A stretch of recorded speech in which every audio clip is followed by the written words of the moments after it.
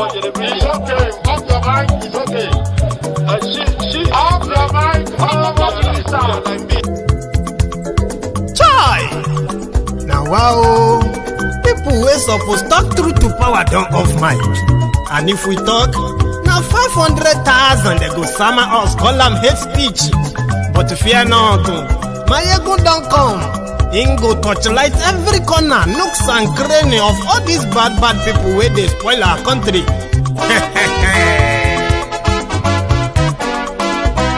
So my people make we loud, my ego don't come, my people make we shout, my ego don't come, my ego don't come, man of the masses, my ego don't come,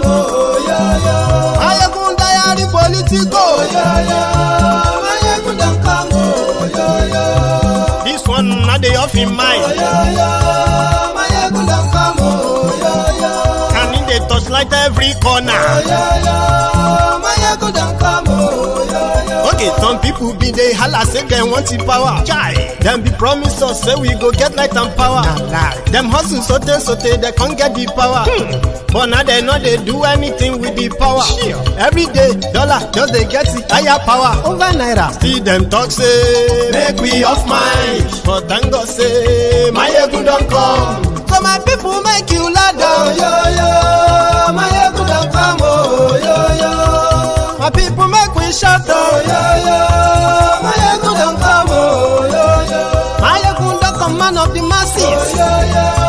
My ego don't come. My ego the political. My ego don't come. This one not the off in mind. My ego don't come. Person where they do evil, no one make person talk. Them say that my egun, that man too they talk. He too they talk. Say my egun diary, he they hot like pepper. But every day then they take money in bulk. Woman picking, they the street they hawk. Still them talk say make we no talk. But thank God say my egun don't come. So my people make you loud. My egun don't come. My people make you shout. My egun don't come. Man of the masses. My ego don't come. My ego diary political.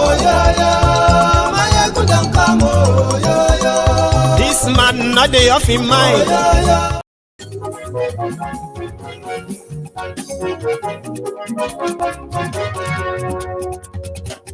Hello there. Mayegun la wa mo dodo. Good morning to you, good afternoon to you, and good evening to you from wherever you are watching from. This is Mayegun live. Mayegun ti de o, ọ̀rẹ́ ara yìí. Mayegun diary, lórí Facebook, lórí YouTube. Share this broadcast. Invite your friends, invite your not so friendly friends, and tell them Mayegun today. Àṣírí ọ̀jẹ̀lú kì í bò níbẹ̀ o. Mayegun diary. Bó bá ṣe àní Mayegun máa wí. Mayegun diary.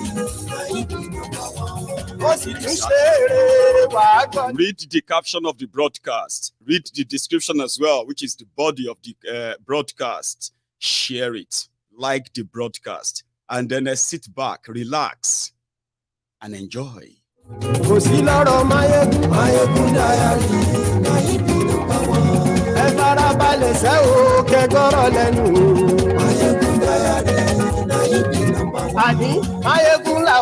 The case of perjury, which is lying under oath. The case of forgery, certificate forgery. The case of double registration or double nomination. All of those things that are very common in the petition against Kolu. Few of them have been tested. And today, the Supreme Court of Nigeria just gave a ruling. Not just that. the Abuja residents who have instituted a case against the inauguration of Kolu, they've also been like thrown out. Although, before now, the news out there was that there already is, or should I say there was, a judicial circular to all the judges and courts in Nigeria not to give any judgment that has to do with the inauguration or just anything at all that will stop the inauguration. A few days ago, I said, you see that Supreme Court case that got postponed, it's like a banana peel. It has to do with the wrong nomination of Shettima, call loose forgery, call loose dual citizenship. All of these have been ruled on today. You can still share this broadcast.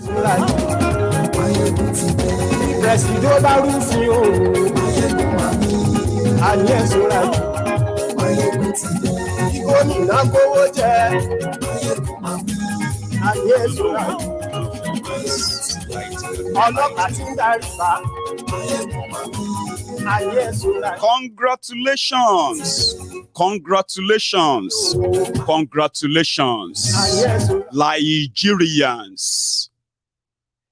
2 days to the end of Boko Haram's failed government, they have delivered Nigeria here. 2 days to by here. More than deliver Nigeria here by here today. Story behind it, I'll tell you.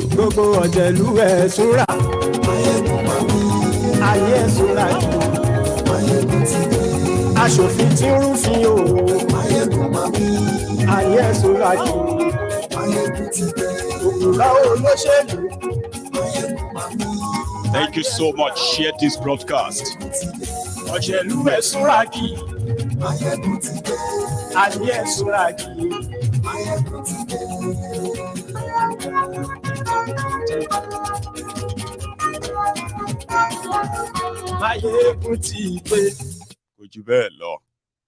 Good morning to you once again. Good afternoon to you and good evening to you from wherever you are watching from. It is Mayegun live. Now, if you have already settled, which means you have done all the first, 3 steps, like the broadcast, share the broadcast, read the caption as well as the description of the broadcast, it is time. The breaking news that came out of Nigeria today has to do with Kolu's Kolu's disqualification case, right? And it is kind of ideal to understand the genesis, okay, of something, not just kind of scratching the surface like the news broke today. Perjury, illegal nomination and every other thing against Kolu, that most of them are part of the petition to get him disqualified, at least apart from the rigging, sure you get this level of qualification or not. The genesis, it all started from last year. Immediately, Kolu nominated Shettima as his running mate. Atiku of PDP, they they rushed to court. Because according to them, they have found a constitutional loophole or fraction that they could use and possibly end Tinubu's presidential ambition before the campaign even starts. Unfortunately, Nigeria, a lawless place with so many lawyers, with so many senior advocates of nonsense, they didn't tell Atiku that there are precedents, which simply mean it is none of his business.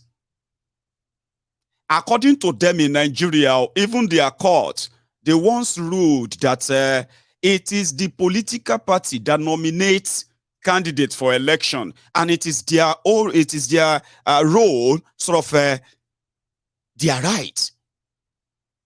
Now, if you bring that to court in Nigeria, you found an infraction in that nomination or what have you, the court will tell you, are you a member of their political party? If you're like, no, then they will tell you that they have no jurisdiction to listen to it. Not that your case is not good, though.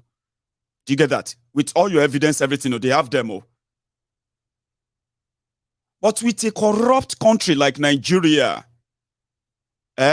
you could bend the law and pretend that maybe you could bend it and all that, just like the same people who bend the law broke the law, Tinubu and Shettima. So they went to court.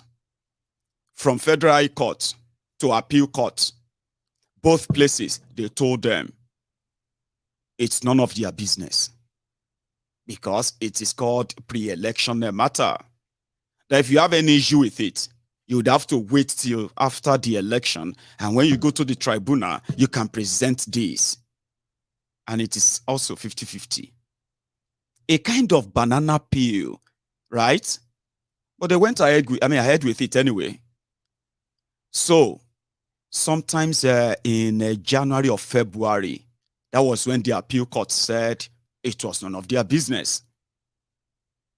So today, it was going to be like 2 days ago, the Supreme Court ruled today that, in fact, you know what they did? 2 days ago, I told you that this looked so much like a banana peel. And as I explained, if Kolu is cleared, like he was cleared from High Court, Appeal Court, and now Supreme Court, that's going to set as a fresh precedent for his own defense team to use at the tribunal by telling the tribunal, look at all of this. It's none of your business. Supreme Court has ruled over it. Even though it's still going to end up in Supreme Court. Too. I'm coming back to that. But if the Supreme Court says the nomination of a Shettima has broken a law, so there is no need for tribunal anymore, because that would just be like a breaking news that says Tinubu is not even qualified. Supreme Court just ruled, and he can't go to anywhere to appeal that. So it was a banana peel that was planted by PDP, and it was meant, right, if it goes either way, it will hurt either of them. But in this case, with Nigeria, that you know, the Supreme Court decided to go the way of appeal court by saying, again, you are in PDP. The only people who have the right to challenge Shettima's nomination as a vice presidential candidate to Kolu must be those who participated in that process. That is, those who contested to either be president or contest to be vice, whatever. You must be a member of their political party. Now, for you as somebody who is not, like, a member of another political party, you would have just waited for them when they finish all of that. Expectedly, which is rare as well, you expect that at the tribunal, you can challenge the candidature of somebody that won an election. And like I said, according to them, it's 50-50. Abi? But this time around, it is more than that. Because before now, the impression was that maybe it's going to go the other way. And Kolu and his people are kind of worried. That's the impression, remember? They are worried, so they may likely call in for another adjournment, or they will just kind of, not even give the judgment at all. Because if the judgment is going to affect the inauguration of Kolu, the constitutional crisis that is expected to start from the 29th of May will likely just start from now. And you know the problem is this, right? It is not just the nomination of a Shettima that got ruled on today. There is also another case. And that case is the case of 25% Abuja. You must win 2/3 of 36 states and FCT. Abi? So the people of FCT, they brought themselves together and they instituted another case. And that case is that, hey, you cannot swear for Kalu on the 29th of May because he hasn't met the constitutional requirement to be declared as the president of Nigeria. So swearing for him on the 29th is going to kickstart a constitutional crisis in Nigeria. Sure you get? Now, the explanation is genuine. Sure, may I explain to you? Because a lot of you have been hearing the 25%, 25%, and others have been interpreting it to be like, are the people in Abuja special than the rest of Nigeria? Is the vote of the people in Abuja special than the rest? So if you win 35 states and you didn't win Abuja, or you didn't have 25% in Abuja, does that mean that you cannot be president? Okay, now here is the explanation for you to understand where they are coming from. Aineki Mahmudu Yakubu, if he was following your law, if he was following the law, he won't declare Kalu winner. He would declare a runoff. You know why? According to Yakubu, Kalu won 12 states. Atiku won 12 states. Obi won in 11. I'm sorry, Obi won in 12. No, sorry, 11 and FCT. Atiku won in 13. Tinubu won in 12. But both Tinubu that has the highest vote, according to Yakubu, has failed to meet the 25% in FCT. Is leading with the highest number. Atiku is next, according to Yakubu. But Atiku as well has not met the 25% in Abuja. But the person that came third has met all the required 25% into third, 24 states. He's met that. He has also met Abuja, but he's not the highest vote. He's not with the highest number of votes. So by your law, that same law, your 1999 constitution, right? Yakubu wouldn't declare winner. What he would do is that he would declare a runoff. Now, if you win, I think according to they said, those who drafted Nigeria 1999 constitution, listen to this. So this may be just conspiracy, but I want to tell you that I heard it and it kind of makes sense, or it may sound stupid to you, okay? They said those who drafted the 1999 constitution of Nigeria, they didn't expect a certain region to have the cap, even if they have a chance of, you know what I mean, getting the highest number of votes, they don't see them winning Abuja until Obi came. So somebody said, Olodo, I know, I am Olodo. And it would be ideal if, you know, I happen to be the person who drafted the crisis that all of you are on right now. You won election. Instead of you to be celebrating and taking the whole country and be like, oh, we are going to start a new government. See, everybody is like getting ready for one another. Anybody will call them, will kill them. That's how you're going to deal with yourselves every day. So if it's actually like they follow their law properly, probably this won't happen. So I am the Olodo, so fine. I agree. Right? So it would declare a runoff. Now, in that runoff, according to them, they said, according to the runoff, this time around, they don't need to thought anymore, per se. So it simply means simple majority, kind of, which means anybody that comes with the highest number of votes everywhere will then be declared, which is all right. But Yakubu, having all the figures, knowing your electoral law and the rest, decided to just go ahead. Since Tinubu don't score highest vote, Abi, so anybody will no agree, go to court. Now the court wahala day now. Are you with me? So the Abuja people in Abuja, they now put themselves together. They got lawyers.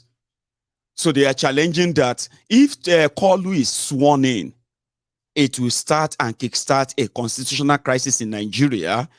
That indeed, even Kalu and their soldiers and military and the rest of them would not be able to handle. Something that sounded like, oh, is that what you mean? What are you going to do? What are you going to do if Kolu is sworn in? So that's the state Nigeria is right now. Instead of a state of, okay, the new one is coming in. Okay, you know, like normal. You don't like them, you like them, but nevertheless, you could barely dispute the election, okay? But the state where Nigeria did right now is the state of, you they talk, so they go swear, they don't go swear for Tinubu on Monday, Abi. If them burn your papa well, show up. If them burn your mama well, show up. This country will go kill anybody. You know what I mean? Like, it's like we versus them. And you know how well that has worked for Nigeria in 8 years. 8 years of Bokwari. How well has that worked? Wailing wailers. You go wail for another 8 years. You go wail for another 50 years. You go cry. But yet, the figures that they are rolling out from Nigeria, the figure of jobless people, graduates but no jobs, right? The figures of poverty-stricken people living in multidimensional poverty. The figure of those who have become victims of terrorism in Nigeria. So at the end of the day, everybody is going to be wailing. Everybody is going to be crying. All of you, 8 years old. Even the APC, Abobaku, they were also lamenting, complaining. Sure you get? So everybody will have their own share, and the wailing wailers, as you will say, will be those of you who are going to become their victims. I won't be any of the victims. Let's be fair. I won't. None of them. The economy, security, jobs, or whatever it is that they are doing to Nigerians or taking away from you. I can't be part of the victim. I mean, I'm very far from it. So I won't be the one wailing. I will be your conscience, pricking you for this. So they have put Nigeria in a state whereby we versus them. If they no bond them, made them swear for Tinubu on Monday, we go fight this country. Okay. Okay, you go fight, Abi. They go swear for them. If them burn your papa will show up. This country, we go show all of now. They go arrest you. Somebody don't promise me, say they go arrest me. Once they swear for Kolu on Monday, one ombud slaves, sophisticated moron, feeling cool on social media, was telling me that he can't wait for Kolu to arrest me. And I'm like, Bokwari arrested Showore. That didn't bring down the price of your crude oil, price of your petrol. It didn't create new jobs for you. Arresting and jailing him for over a year did not increase your electricity in Nigeria. It did not increase the power of your naira. It did not even increase the respect. It didn't even have single respect into the heart of your criminal leaders. Here you get. Nnamdi Kanu has been arrested and has been locked up illegally. Your court said he should be freed. Your lawless government kept him, and they're still keeping him. That hasn't reduced the price of Gary. It hasn't created jobs for Nigerians. It hasn't keeping him in jail hasn't kind of keep you safe. Here you get. So arresting Mayegun or what have you is not going to change your life. It's just going to make it worse. You know why? This kind of voice are the only voice that scares them, because because this voice can do anything to them, but they know this voice can do a lot to you. And if this voice should begin to ring in your head, all the bullshit you are carrying about, the suffer head that you are moving everywhere, walking like you are actually real human, right? When this voice keeps echoing in your head, you are likely not going to accept all those bullshits anymore. So that's what makes this voice scary. This microphone, that's what makes it more scary. So if Mayegun is arrested, it is just your life to get even worse.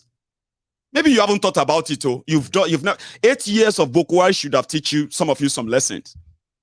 It didn't make your life better. It made your life worse. Here you get. Arresting somebody or jailing somebody because they come out so hard on them, it's not going to change your life. It has never changed any. They've never said, oh yeah, we've arrested those who are criticizing us. Now all of you can enjoy now. No. Rather, they make your life worse until some of you also turn around and be like, we are done. I hate this government and all of that stuff. Do you understand that?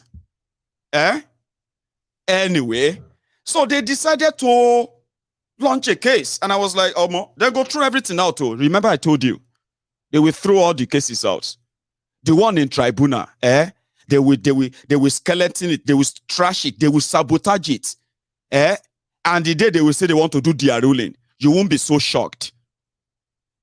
It is the same pattern. Just pay attention. If you pay attention, you are never going to be so emotionally attached that you'll be expecting so much from the same system. Same system that you all know.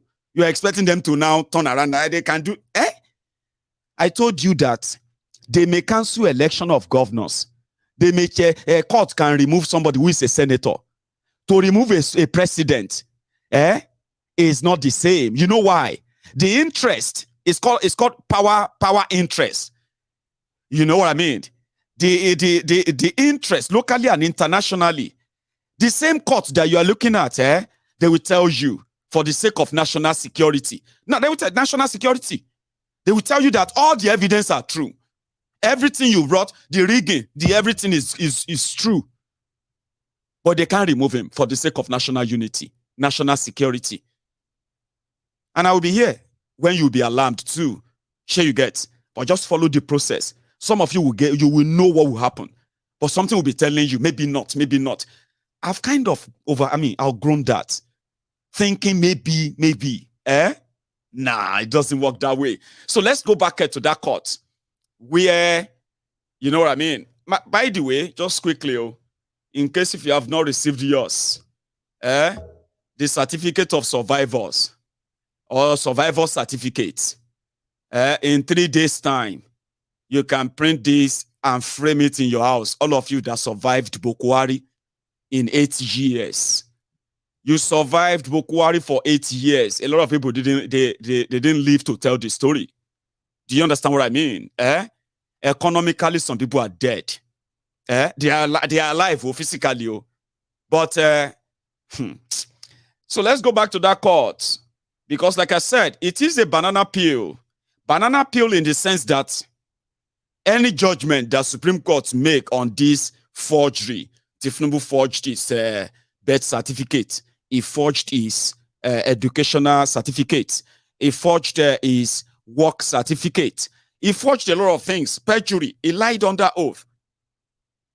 So if Supreme Court says, no, he's done nothing wrong, there is no court you can go to in Nigeria. Are you with me? They'll be referencing that.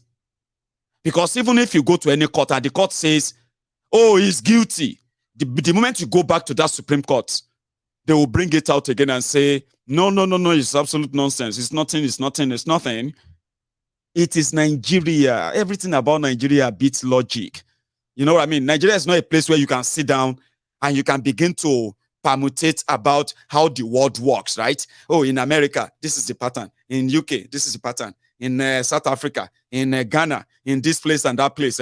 So Nigeria, this must be the pattern. Baba, you go fail. Zero. No logic. Work with Nigeria is a different one. Unwritten. Yeah? Now listen to Tinubu's lawyers sending the warning that this settled it. That Tinubu was convicted of a drug case or what have you in the US, he forfeited money, he's a drug this or that, he's a certificate, what do you call it? He's a certificate forger and all of that. According to his lawyers, this is the beginning. It is over. The tribunal is just going to be a legal exercise, they believe. But listen to him.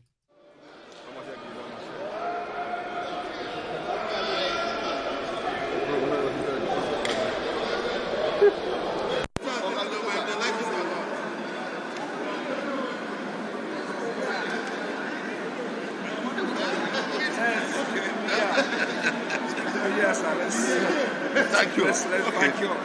Yes. The what? Okay.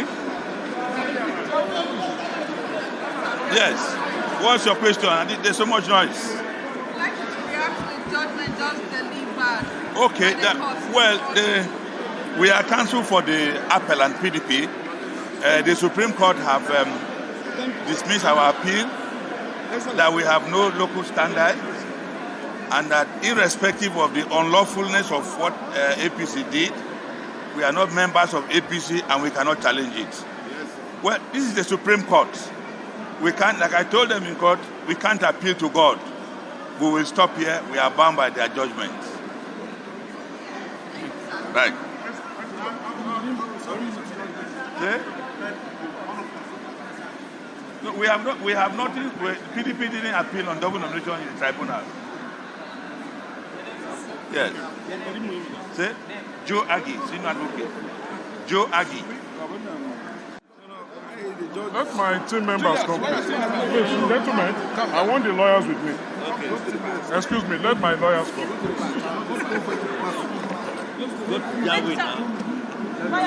Mabo, come on.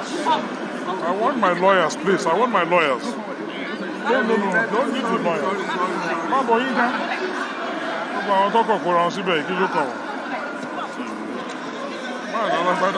better let the lawyers come. Where is he? Can you come up with me? He can go from. Talk with the press for a change. The Supreme Court has just delivered judgment in favor of July. How do you react to it? Well, there is no other way to react. It's been a long journey. We've been on this journey since July. The Supreme Court has spoken very, very loudly. And I think the significance of it is not so much for the judgment, which we ordinarily expected, considering that we believed from day one that this was a frivolous suit. And we are canvassed that in the High Court, in the Court of Appeal, and the Supreme Court has affirmed that we are right. And the case has gone through the 3 layers of courts. And on no occasion, Supreme Court has ruled in favor of the respondents. But what I think is significant in all of this, if I must say this is perhaps the first time I'm going to have to speak with the press, is the pronouncement of the court that we should not use the social media, especially to intimidate the court. I'm sure in the last couple of days, we all would have seen what has been in the media, including some blackmail of the judges. And the Supreme Court has condemned that in very strong terms. The Supreme Court has also condemned us as lawyers who bring these frivolous actions. But above all, I think the Supreme Court has also, like the lead just said in the lead judgment, this is a policy court. It is a policy court. And the message there is clear. Those who are using all manner of frivolous actions, subterfuge, to want to derail the process of our transition. I think this is a message to all of them that they cannot use the judiciary. And on that score, I must also I must commend the courts, the Supreme Court, and not just the Supreme Court, but all layers of court that this matter has gone through. You will notice that the court... Do you get that? All the people who are trying to stop Tinubu's inauguration, bringing up frivolous cases. According to them, Supreme Court's judgment is a policy judgment, which means, and then he did mention the social media alone. Social media is a threat.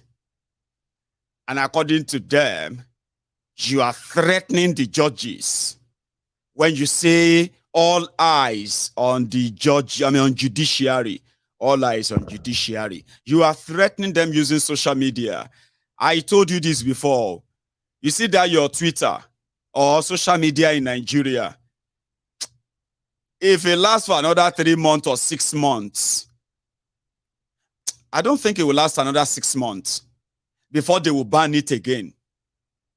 This time around, it's going to be like them in Uganda. Yoweri Museveni. Go and read about him. Because social media is a big threat to the establishment in Nigeria. Young people have used social media to organize, mobilize themselves for different causes that have come out to be very, very successful. A lot of them that the establishment couldn't really penetrate. And that breaks their heart a lot. That they can't control that social media. They paid people, they hired people to work as trolls on social media, to, you know, the sharers of a fake news, lies. You know what I mean? Divisive content, divisive rhetorics. But yet, it seems not to be breaking the even. It's not breaking the hold that this generation have on social media. So everybody is threatened. All the institutions in Nigeria that have been taken over, they feel threatened. The police is threatened by social media. The military is threatened by social media. The political class are threatened by social media. Almost everyone. The church is threatened by social media. Unfortunately, they couldn't even like go anywhere to sell their lies and the rest of their manipulative stuffs, brainwashing. They still bring them onto social media. So it's a long battle, isn't it? It will be a long battle. However, the people in Abuja might show you yesterday, waiting for the judgment of today. Just a bit of from yesterday. Hang on, watch this.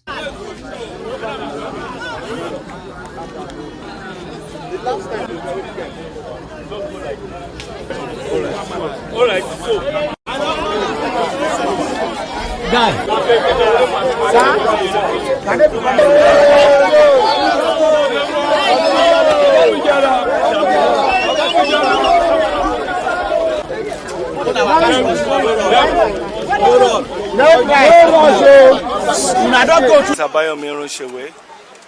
Today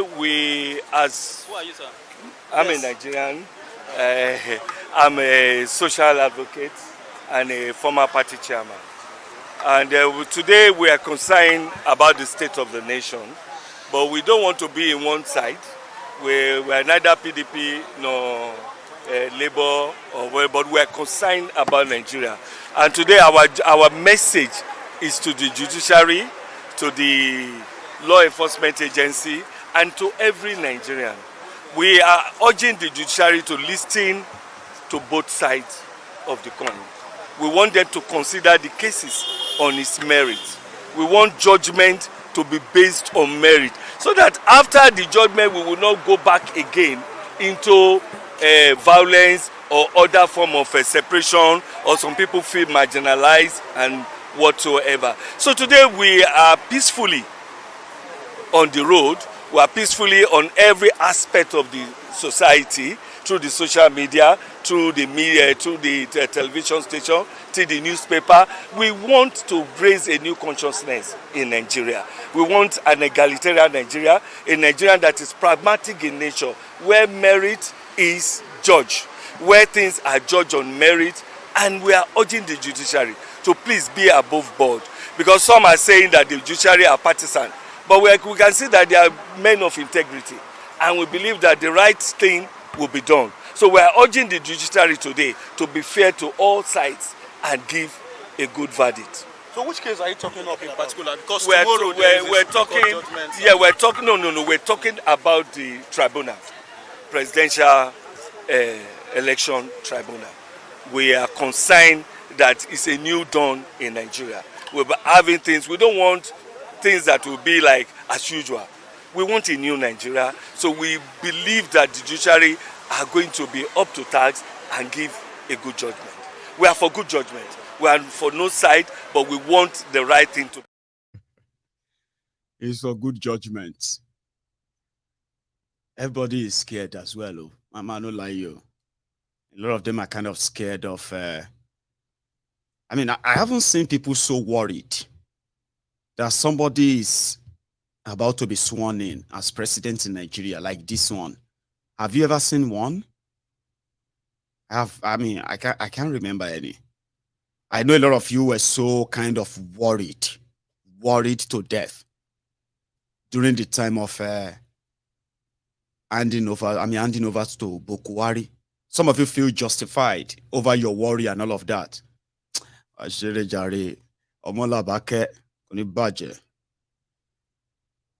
Yeah, I know some of you were so worried that, Buhari, hey, you don't know Buhari. All of you will suffer. Nigeria, hey, you go see Shege, Buhari. I know a lot of you said that 8 years ago. I'm asking you, like for real now, okay? Have you ever seen the country so worried that somebody wants to be president, like you are currently seeing right now? Buhari has traumatized Nigerians. Buhari traumatized Nigerians beyond what they have ever been to or through before. Right now, a lot of them are scared to death that when they look at Kolu and Shettima, they just feel like, just cuckoo kill us. So those people who now pay the lawyer or lawyers, and they were told today, as for that of PDP, the court said they must pay 40 million naira to Tinubu to cover all these legal charges and everything. So PDP didn't just lose. Today, the court told them to pay 40 million naira. As for the Abuja people, their own case is very straightforward. They are like, constitutionally, Tinubu cannot be their president. So they also went to court. The person who was supposed to come and attend to the case, was he yesterday, disappeared on them. Later, they told them that the judge had another appointment. That's why he couldn't show up.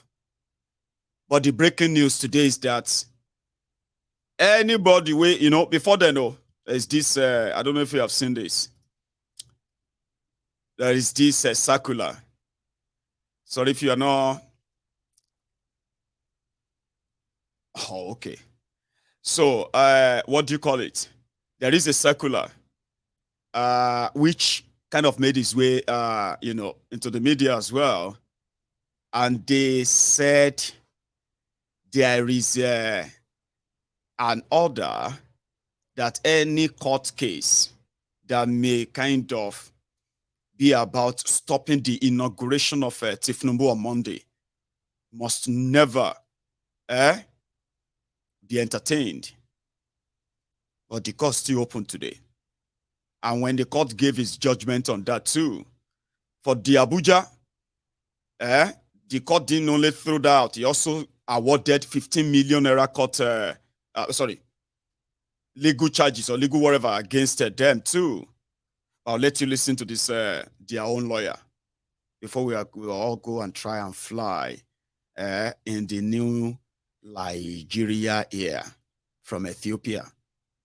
Listen to the lawyers representing the Abuja's, the FCT. Okay, sir. Yes, sir.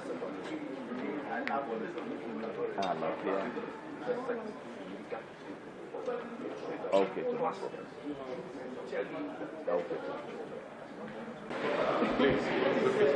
Sir. Morning, sir. Yes.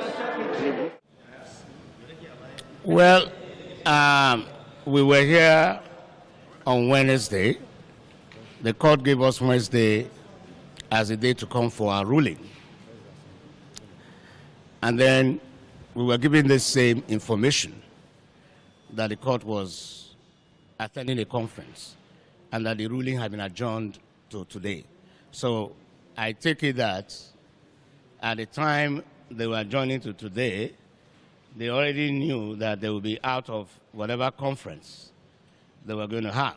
So we're here back today, and they are giving us the same excuse of the court attending a conference.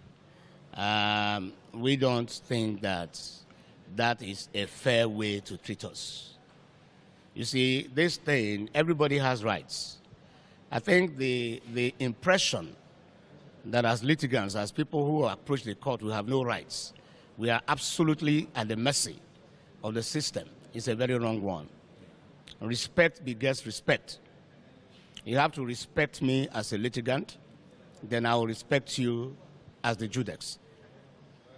So if the court, what we see is that we have not been fairly treated. I have been in Abuja for how long now? Nobody has asked me about my hotel bills. I practice from Lagos. If he wasn't going to sit, he should have told me. He should have told me on Wednesday, I'll be back in my chambers in Lagos now. But he asked me to come back today, only to get the same excuse. I don't think it's fair. I don't think it's fair. And as far as I'm concerned, we are, by the grace of God, going to do something about it. In the sense that I think we need to sue. We need to bring it before the court so that it will be examined. What we have lost, the right that we sought is to restrain this swearing in. So by the court not sitting, we've lost a great deal. That's right. So who is going to pay for that? If you came and gave a ruling that we don't have a right, it will be understandable. Now you're seemingly staying away from the court.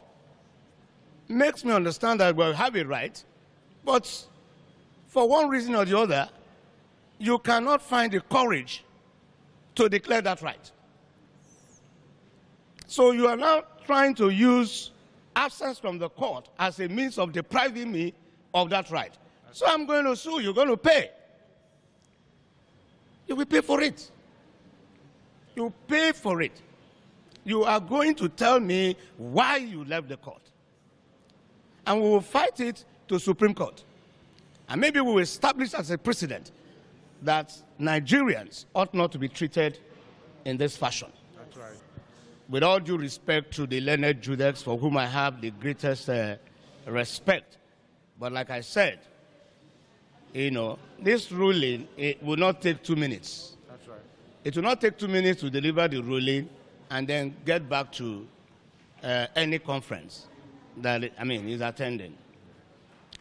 So what I want to say, I have said it, I have written to all the security agencies, I have written to major embassies, I've written to the American embassy, I've written to the British embassy, I've written to the French embassy, German embassy, and I've warned that you cannot make the mistake of installing an unconstitutional president in Nigeria. That's right. It will have been better that you resolve this question that we brought before the court. We are not saying that the question must be resolved in our favor. We brought the question here to be resolved. We have a right to have the question resolved. Like I always say, hearing belongs to me, decision belongs to the court. You understand?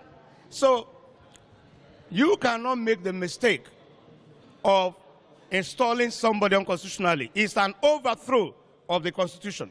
That person, now if you read section 1, subsection 2 of the Constitution, it says, no person or group of persons shall be permitted to take control of the federal government or any part of it, take control of federation or any part of it, except in accordance with the Constitution. That section invests every Nigerian with authority to resist whoever is sworn in, That's right. Yes. contrary to the Constitution. That's right. Every Nigerian, Yes. in every station of life, Yes. wherever he is, That's right. that is an order from the Constitution to that person to resist whoever is sworn in unconstitutionally. So it must be that those who want to do this swearing in have conspired against democracy That's right. and want to overthrow it. Yes. The Constitution says, section 14, subsection 2A, that sovereignty belongs to the people of Nigeria. That's right. And they give consent to those who govern through the Constitution. So where you do not observe the Constitution, it means that you do not have the consent of the people to rule. The people have a right to say, we are not going to recognize you or acknowledge you. What is coming to Nigeria is what these people, they are behaving like children, as far as I'm concerned. Animals. They are behaving like children. We all saw Shonekon here. Somebody went with a decree or word of mouth, made somebody president and commander-in-chief. A court It took just one declaration from a court, and it was gone. It's the same thing that we are, the same thing that we are getting into. Any court in Nigeria is invested with the authority to interpret the Constitution and can say that the person who calls himself president was not duly elected and therefore cannot answer that title and cannot give any instructions that should be obeyed. And that would be the beginning of crisis. We have warned against this. I don't know what is making them behave, think that it's a joke. I don't know how you will take 200 million Nigerians as a joke. You know, it's not going to happen. The Constitution says you go and have a second election. But you feel too big. Like I was explaining to someone, it's the same in discipline. Where you have red light, say stop. That's right. You feel too big. Because you are driving your Jeep, you don't stop. It's the same thing. It is the indiscipline in us that we have carried over to this exercise. The Constitution says you've not made it. You've not made 25% in Abuja. Nobody has told me that I'm wrong. There is no constitution. There is no court. I came to this court for the court to tell me that I'm wrong. That's right. Rather than telling me I'm wrong, the court, stays away from court. Mutes. The court cannot even look me in the eye. So nobody has told me. Wahala, wahala, wahala. So I want to see what constitutional crisis look like. When Kolu will start asking DSS to arrest people, they want to cause problem in Nigeria. They want to cause crisis in Nigeria. I can't wait for that time because it's almost here now. Are you with me? It's called constitutional crisis. Like somebody called me Olodo. Olodo. And I'm like, okay, thank you. I'm just reporting it, right? The Ologmo, the Sodikis, the Weres that you call leaders in Nigeria, the criminals that controls your institutions in Nigeria, the Ogbon Sodikis, look at where their brainy, smartness, wisdom has brought Nigeria. Look at it. More divided than ever. When fraudsters, when fraudsters try to act like noblemen and women, time is only what they have before they get exposed. Unfortunately, like we have said many times, Nigerians are the easiest people to govern, or the easiest people to defraud, not even govern. That's not governing.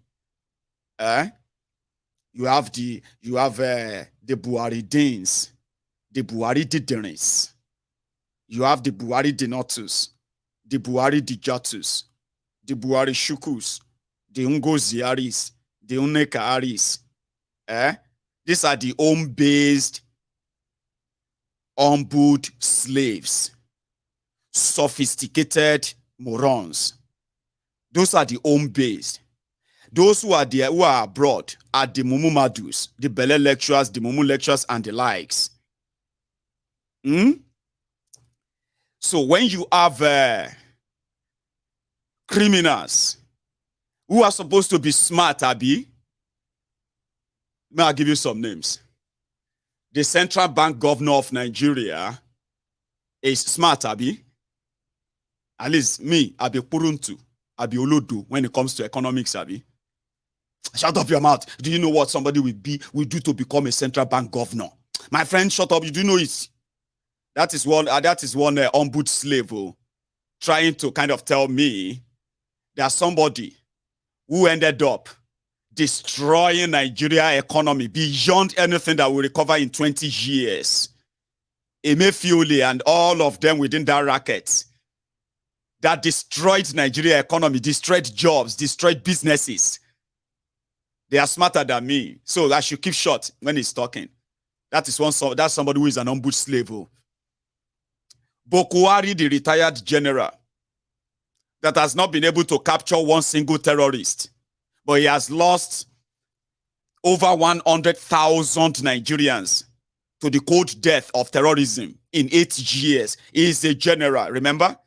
is once head of state too. So when he is talking, who are you? Shut up your mouth, Jare, and keep quiet. But yet people are dying on that, those who have that wisdom, experience. No be so? I'm just saying. So when you call me Olodo, it is to tell you that majority of you are as smart as the criminals that you call leaders, unfortunately. It doesn't matter where you are living, whether you are living in Nigeria or you are living in Sudan or you are living in London. We know so many of you that they took out of Nigeria. You left Nigeria. Unfortunately, Nigeria never left you. But it's actually a pure hypocrisy as well. When you tell the ones at home, the ombud, what do you call it? The ombud slaves and the sophisticated morons at home, to tell them that Rome was not built in a day. But you are not telling them that those who built Rome, they were not thieves. They were not busy stealing the gravel, stealing cement, stealing the stones, stealing everything that they would have used in building the roads in Rome. Rome was not built in a day. You stayed abroad, enjoyed what you kind of take for granted, the luxury that those ombud slaves and then, sophisticated morons at home, those ones that always fight for God, unfortunately, so coward, so lazy, that they have to live their own fight for God. God will fight for me. Olori Buruku that is removing cloths, fighting to defend Tinubu or Bokwari on social media. Situation enter. Is asking God to come and fight for him. That's the kind of Diashiris that may find themselves out of Nigeria. But guess what? They just left Nigeria. Doesn't mean that Nigeria has left them. We know some of those Lori Brukus abroad as well. You know, when you remember those selfish, self-centered people that your leaders, your criminal leaders represent, and then you see that same pattern in some of these Ashiris that find themselves abroad as well, and you begin to ask yourself that, why are you still acting like you want to own the whole world? You've been living abroad for so many times. How come you are condoning every horrible things that you know that are synonymous with Nigeria? And they will tell you, nothing. I'm just saying, right? So, lawlessness, the craftiness, as well as the criminality of those who have been in charge of Nigeria, brought Nigeria to this state. It's not me, it's not mostly you. It's just some of these Olori Burukus as well, who mostly, they can't really differentiate. And some of you get confused too. You're like, how can somebody living in America be talking like this? Olori Ibu. If you go and check the long story of how they got to that America or got to that UK or wherever they are, I'm saying something here, right? Let me explain something to you. Those who destroyed Nigeria, those who have been in charge of Nigeria, especially these last 8 years, their result is out. It's not being faked. Sure you get, okay? But you will see some of these Ashiris abroad too, These Mashan Fanis. We call them Mashan Fanis and Olori Bus, right? When you're now talking about the consequences of all these actions of these criminals, then they will turn around and be like, what about you? Is your life better abroad? Are you trying to say that you are better than us? Are you saying your life is better than those living in Nigeria? You're like, hello, sorry, what are you talking about? Why do you want to make it about me? Why is it about me? Am I the one who is meant to keep you safe, but it's not doing it? Or am I the one who is supposed to arrest criminals in Nigeria and jail them, not free them, but I'm not doing it? So how come it's about me? They say, but I'm just saying, even you, what have you done? I say, am I the one that is meant to actually stop stealing your money that is meant for your medical improvement, developing your medical facilities, your schools, your infrastructures, but I am keeping the money? Like, why is it me? But I know all that. It's called deviation. Sure you get. So that you just be like, what do you want me to do? But if you cannot do anything, why must you ask the government to do everything? And these are the same people that their hands are so fast. When they sense that their lives are in danger, they will pick their phones and dial 999, happy 911. When they have a medical emergency, they know the numbers to dial. They are abroad though, but in Nigeria, when you have a security emergency, do you know what you do? You shout. Ẹ gbà mí o! Ẹ gbà mí ará àdúgbò! Help me, help me, help me o! That is the SOS of Nigerians. They don't call the police because there's no police to call. Do you understand? If you have medical emergency, all you have to do is to look for any local app to use because you may not have all the money to carry out the normal test. Where will you even get that? Now, if there's any emergency that somebody just suddenly stop breathing, you don't call emergency in Nigeria. You don't call ambulance in Nigeria. You go out there and the SOS in Nigeria, the 911 in Nigeria, the 999 in Nigeria is you rush out. That's how they will know that something is wrong. Hey, Chineke, Ipa don die yo. They say, hey, Ipa don die ke. What's happen? Everybody will rush in. Now them go come confirm, say, oh, he's dead. Oh, she's dead. There's not going to be anything medical or have you. They will say, you know what, Mo will not waste time, okay? What time is it? This is past 12, past 12. Mo will call Shamsi, Taju, and then Amy, Nike, then come dig the ground. So that we feel bury him before 5 o'clock. No be so? So it's not me. You can make it all about me. You can make yourself feel better. You can point your fingers. But the truth of the matter is this: when you are done pointing those fingers, when you are done asking me those stupid questions like, what about you? Is it that your life is better than us? Do you think you are better? Because all majority of you know about that makes your life better in your mind is that the moment you have money, it doesn't matter how you get the money. But look at yourselves today. In Nigeria, your politicians are stealing billions. You don't even know what they are doing with the money. Poverty everywhere. Look at them themselves. They have so much money, but yet they have no life. So that is why some of you feel like, oh, is it because you are living abroad? It is simply because when you have no one, listen, it is like a case of an asylum. And as you can see it yourself, right? While your criminal leaders are kind of protecting themselves against everything you are facing, you are hunting yourselves. Dog eat dog. Is that not what Nigeria is? If they are not using gun to chase you, they will probably be using other technology to chase you. Poor people fighting poor people in order to get better, and it's something they call the I better pass my neighbor kind of life. So it's so unfortunate that those who live in a place that they could call 999, 911 in time of emergency are encouraging those who are shouting, Egbami, help us, God, please help us. So they say, what happened? What happened? Go inside. That's emergency in Nigeria. Those who are abroad are telling you that this Mayegun, shut up your mouth. I know what do you want to know about me? I'm not a rich person. I'm very comfortable and I'm very safe too. And where I am, nobody has to deal with me because of what my second name is or the color of my skin. And this is a place that you can see like 6,000 to 7,000 miles away from where I was originally born. A place where you know your place. The last 8 years showed everybody in Nigeria where they belong. I mean, everybody now know that there is no one Nigeria, but many Nigerias where criminals are taking advantage of those who are just slow. You know what they say about being slow?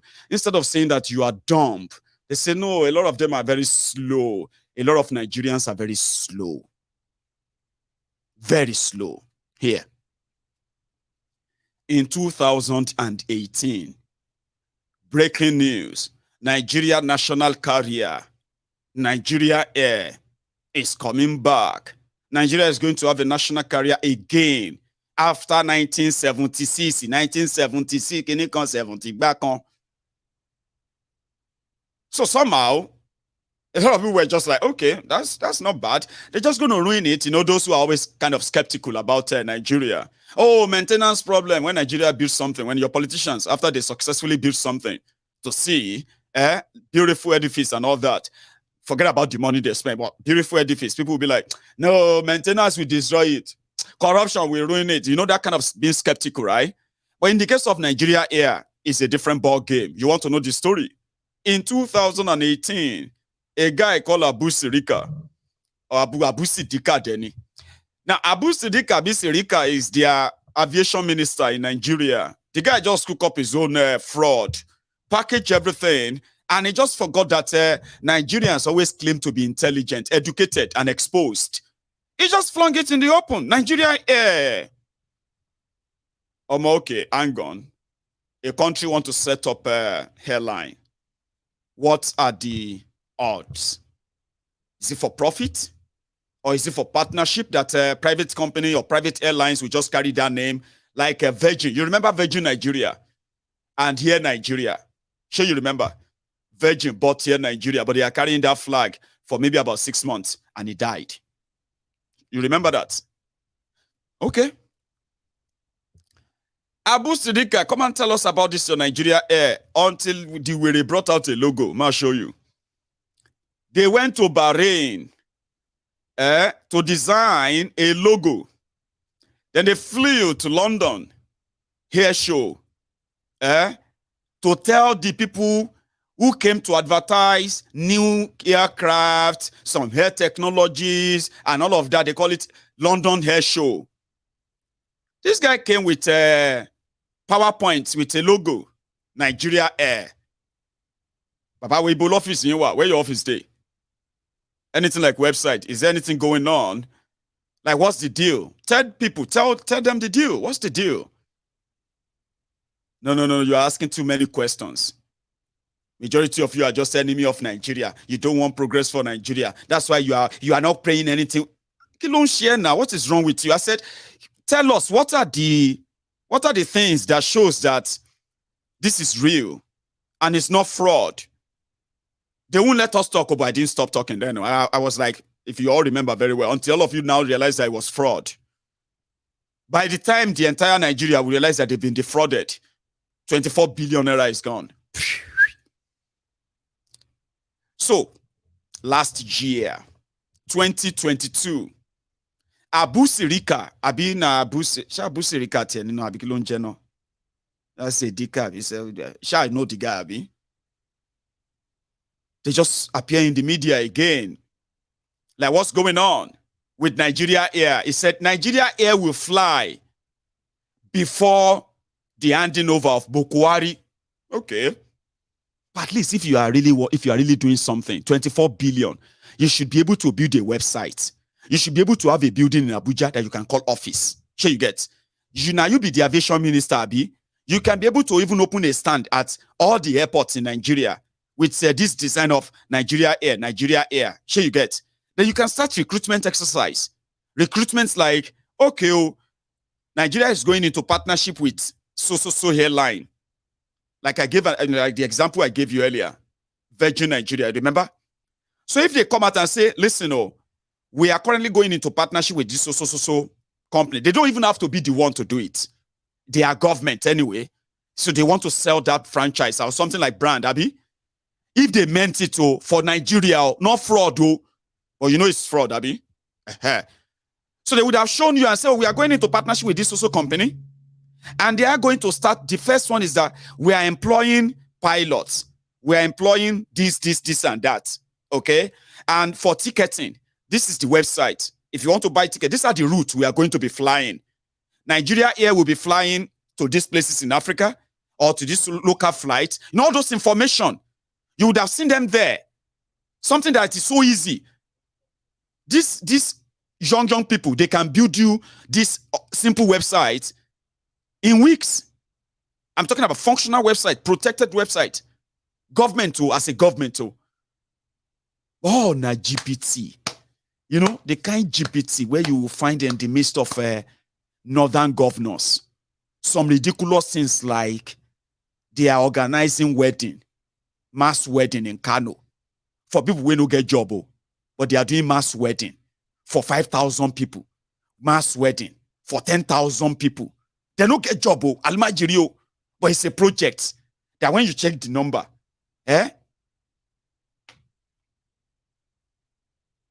So Abu Sirika, Alaye, come here. Kini deal? What is the deal? What's going on? What is the plan? But if you ask any question, you'll be the enemy. So in sometimes in September or so, Abu Sirika said they have reached an agreement, business agreement, with Ethiopia Airline. That Ethiopia Airline are going to bring in they are going to bring in 5 brand new passenger aircraft. Okay? And in another 1 year, they promised to add another 10 aircraft, making it 15 that will be flying Nigeria Air. Okay, that sounded somehow like a plan. Okay, what about the office? What about the recruitment? What is the website? What are the contact email and all that of the Nigeria Air? If you want to make inquiries about this whole thing, where do you go to? Absolute zilch. But you know it's fraud as well, right? About the last week, Now so Abu Sirika showed up again. And he said, Nigeria here will fly before Bukwari leave office. Inshallah. Ha, inshallah. Abu, for your mouth, inshallah. Allah is patient. Abi Allah no patient. What thing you want to do? You want recruit now, or have you been doing it secretly like you always do your secret recruitment? What are you going to do? Ladies and gentlemen, congratulations.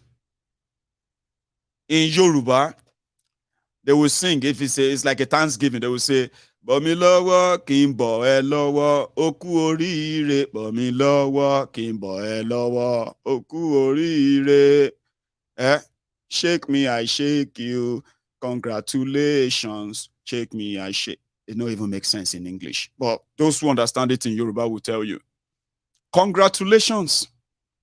The 419ers, Abu Sirika, to justify his 24 billion naira spent on Nigeria Air.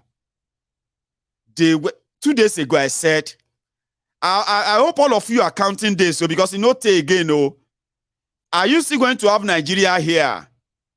They said, More could they watch? I said, you know, Nigeria, where those people have stolen your money, and today you have more private jets on your tarmacs in Nigeria, airport tarmacs in Nigeria, than commercial flight aircraft. I'm not kidding. Ordinary House of Rep member, they buy private jets under this Bukwari. Monumental corruption, never seen before. 77 trillion naira debt. Baba, you go fear. Rep member, they buy private jets. They pack them everywhere. So I was thinking they were going to just paint one. And paint Nigeria Air on it. Or maybe not even one, maybe paint about 5 or 6. And they will just fly them into Nigeria and will make it look like, hey, I didn't know that they are going to have to fly Nigeria Air. They will be delivering, that they are going to deliver Nigeria Air by air. And it's just Nigeria Air logo.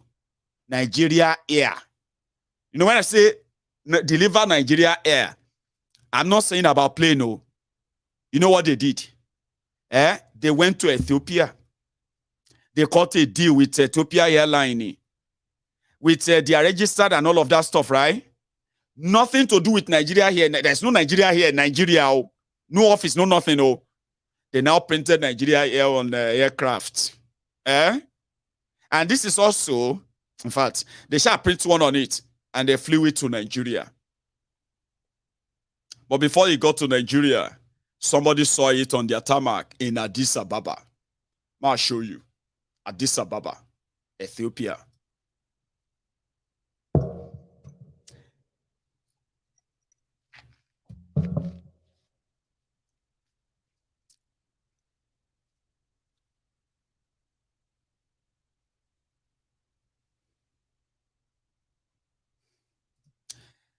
I think that was when they finished the painting and they washed the aircraft, right? I think that was the moment they decided to take a video because they were boarding. They were taking it to Nigeria. And when it got to Nigeria, here.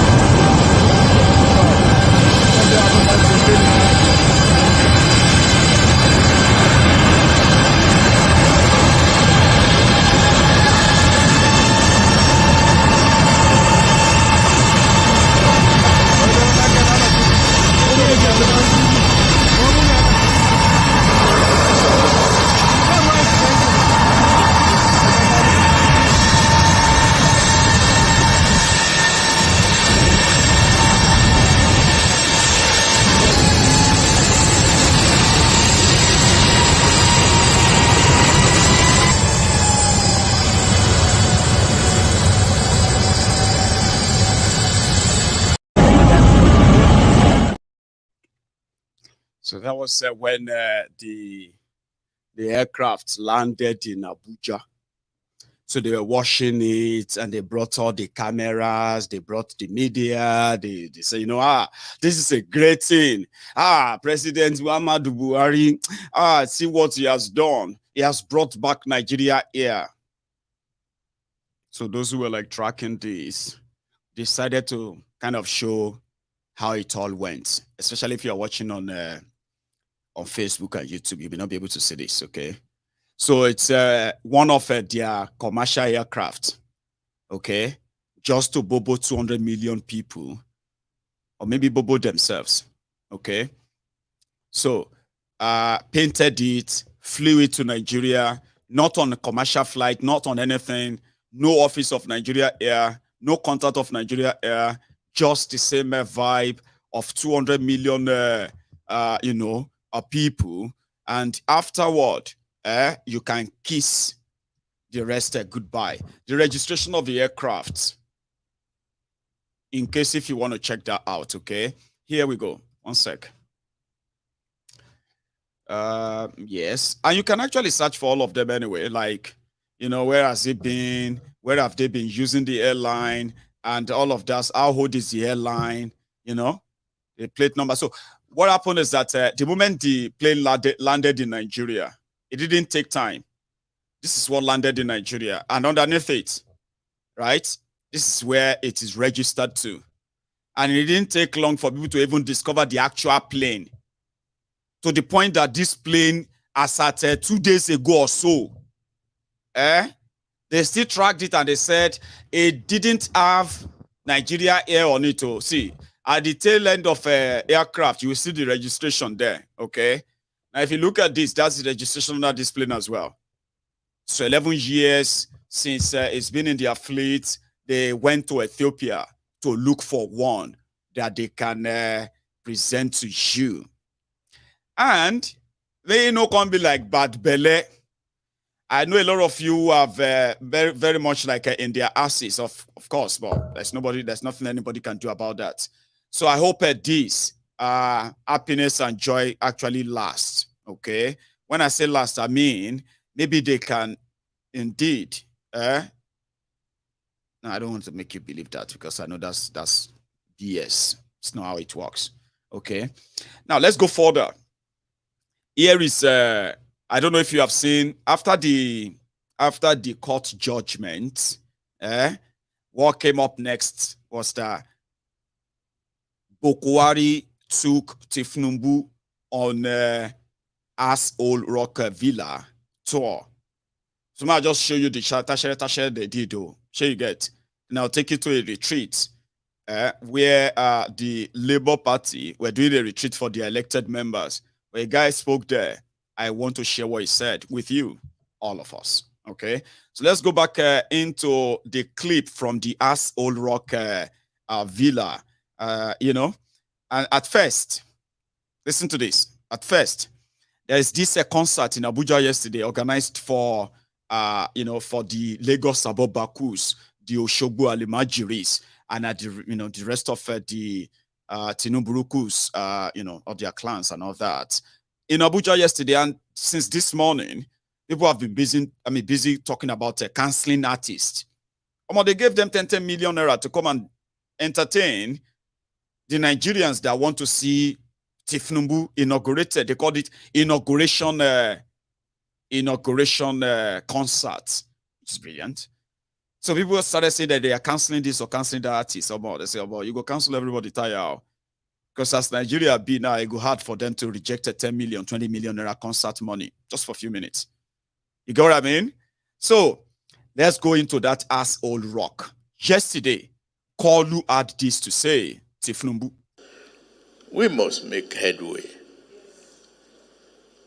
as you've charted the course. The people deserve no less. You said so.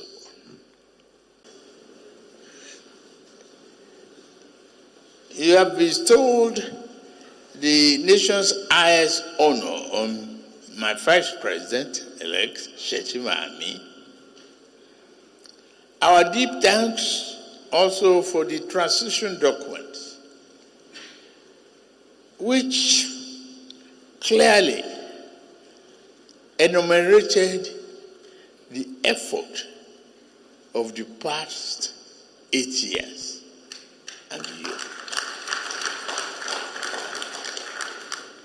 The document summarizes the immense work of your administration. They constitute an impressive and noteworthy scorecard.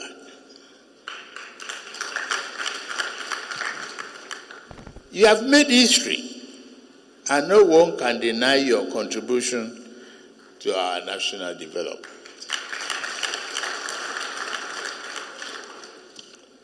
Your devotion to progressive and democratic governance is unassailable. I stand here today renewed in hope and dedication to our national greatness. I also feel full of pride that this moment is our moment, and I know what it represents. I shall not disappoint you. Thank you.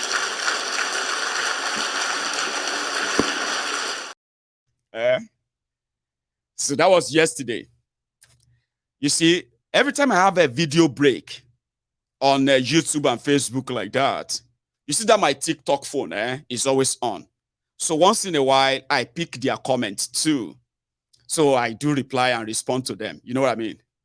So when I said that we are going to go to the Ass Old Rock to go and see Tinubu and Kolu doing Ass Old Rock tour, somebody said, I be olote, real lote, you be olote. I say, it be like say you just they know me. Me unsure lote, oloto. You know what is called oloto? The truth sayer, your conscience. Because you know something, you can abuse me today because of your expectation on these criminals. Why can't you just give them chance? Why don't you just at least he has not been the president now? You will see, he will change this country. He will put you to shame. Mayego, you will see. God will help Ashiwaju. They told me more than this during Bokuwari. I was a very bad person. Oh, I was a very, very bad person to a lot of them.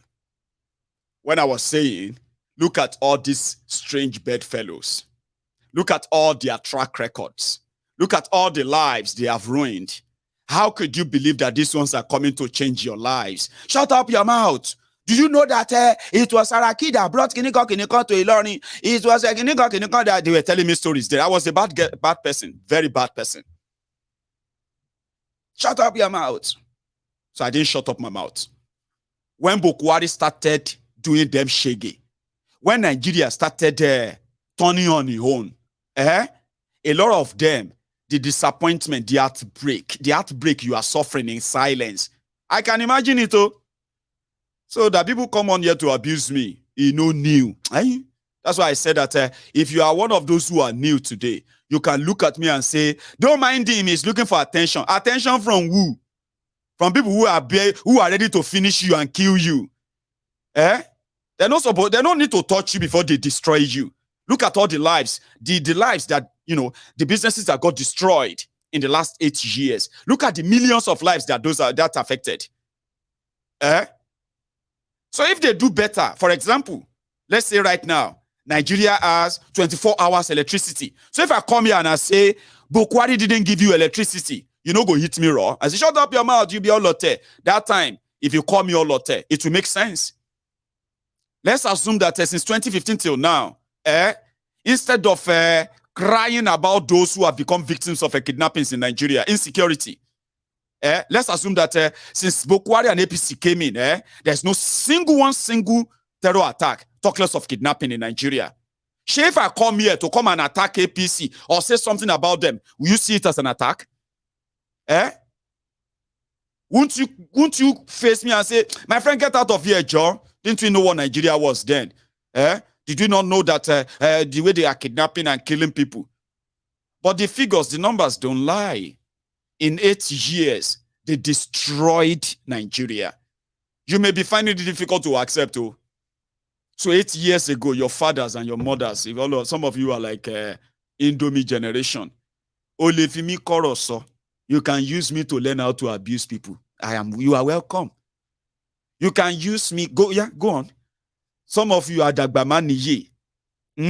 Tifun Laurent. Right?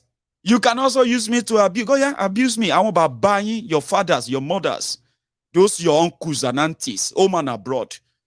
8 years ago, they actually, if you see the level of the Ishon where they on their neck, where they were screaming, leave him alone. Change. 8 years after, a lot of them are cursing him. So you can call me Olote. Oloto, that's what they call me. Mayegun Oloto, Olododo, that's what they call me. If it don't make sense to you right now, by the time they disappoint you, by the time the whole scandal start falling in, by this time the whole thing started falling apart, you will remember what Mayegun said. It is just so unfortunate that some of you are, some of you Lagos Abobakus, what do you call it? Majority of you are suffering from Aron Opolo. The Aron Opolo is that even when they start doing you the shege, when you begin to face the fire, the shege like you are facing under Bokwari, when Mayegun comes back to say, you see, you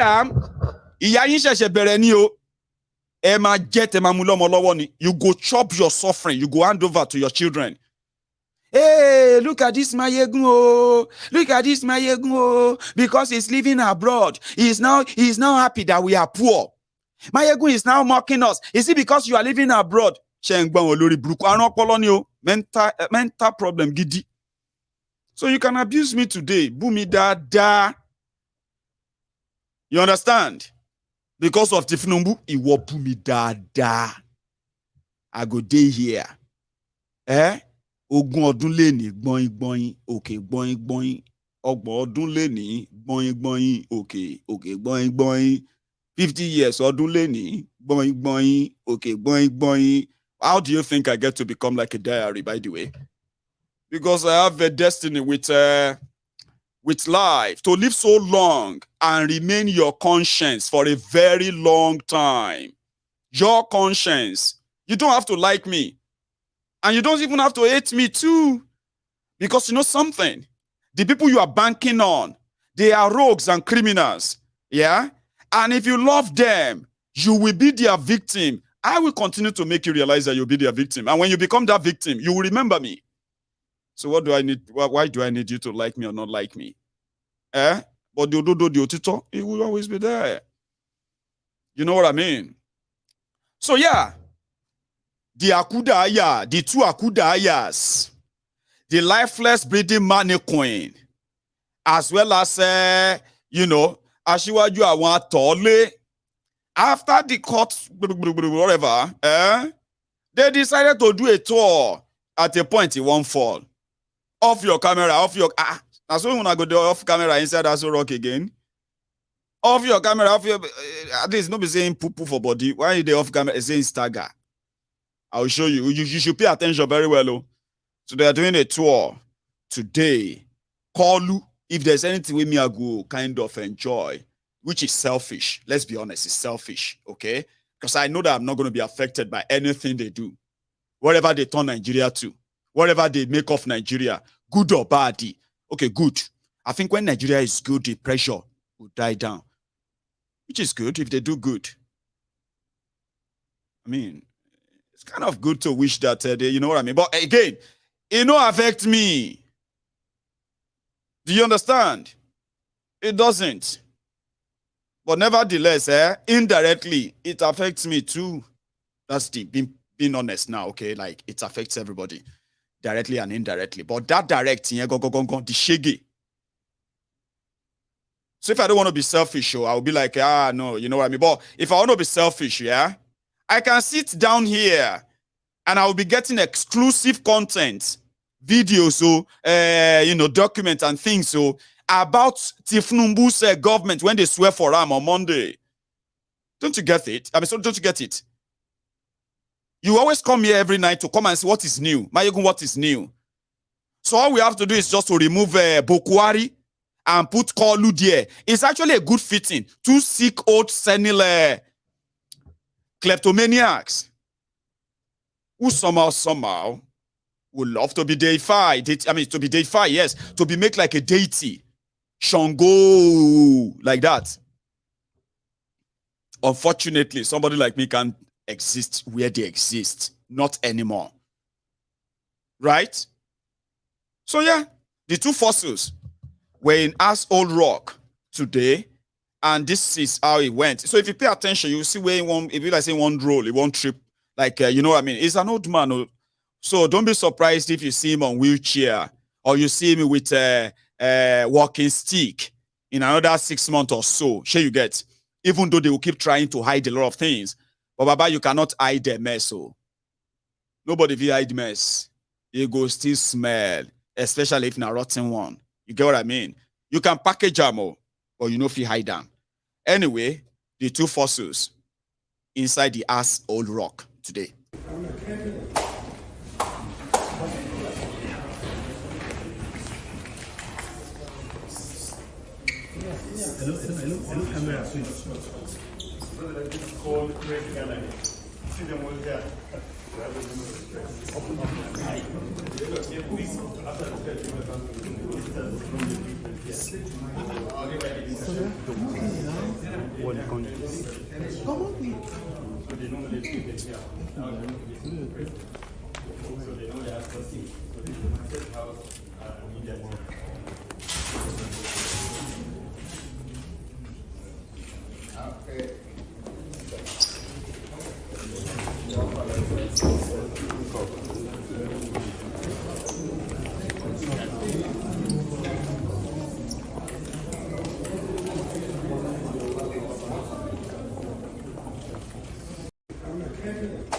Photos. Thank you. Did you see that? Guys, I'm sorry. I was kind of responding to somebody on TikTok again. And I can tell you about it. Somebody was like, when I was talking about the two fossils, the lifeless breeding man, Bokwari, and the Ashiwaju Awan Tole, Ashiwaju Awan, Jidi Jaga Pupu, Jaga, Jaga Wiwi. So somebody now commented on TikTok like, you should, what do you call it? Sometimes you can be very petty. Or they said, it actually said something like, sometimes I talk low. I talk low. I was like, Tan la shieri. That's what I've been saying. If you are new on Mayegun's Diary Political, if you love to be politically correct, sometimes you find me so kind of annoying. Honestly, especially if you are new. You're going to find me kind of, I don't like that. I mean, you shouldn't have said, Abba, you better stop this guy saying. Because here, even when you kind of make that complaint, that's actually when I, remember people like you, and I'm like, Tanla Shiri. Mayegun, I like you more than this. You don't need to be petty. You don't need to be cursive. You don't need to abuse anybody. Tan lori book, tan niwe, tan la shiri, tan bere advice lori bu arayin. Do you not know that sometimes intentionally, is actually to get you more angry there? And you know why you get angry? I'll tell you. If you publicly admit that Nigeria is bad, everybody say that. Yeah, the Nigeria is bad. Everybody is bad. No, all of them are the same. Those are the closet ombud slaves, sophisticated morons. Sure, you get. So they will tell you that. I'm not supporting APC. I don't even like all these politicians. But I'm a Yoruba woman, and as a Yoruba, our tradition say we should respect elders. When you hear people talking like that, they be Olori Buruku people. Sure, you get. Then be closet. What do you call it? Closet Lagos Abobakus. Do you understand that I've dealt with them many times? Do you understand? So they are closet dissing. So when they try that, they get offended. Imagine somebody getting offended when you are talking about Bokwari and how Bokwari destroyed Nigeria. But they don't like the APC. They don't even like Bokwari, but they just don't like you, the way you talk about him. He's an old man. He's an elderly man. He's also a president. Let us give some respect. Tani respect you with the anti. She repeat the same. She Tani respect if Olori Butan sorry. Political correctness, that's what we call it. Political correctness. Why should you be offended? Why should you be offended if somebody is talking about criminal politicians? Ask yourself. You don't like them, or you said, I don't like APC. I don't like PDP. In fact, even though, I am obedient, some lunatics will come and say, even I am obedient. But I just don't like the way you said, let us respect elders. Respect elders, he kill you, dear. Respect elders, shaking your I say them intentionally. Yeah, I do. I get petty. You know what I mean? I deviate a lot.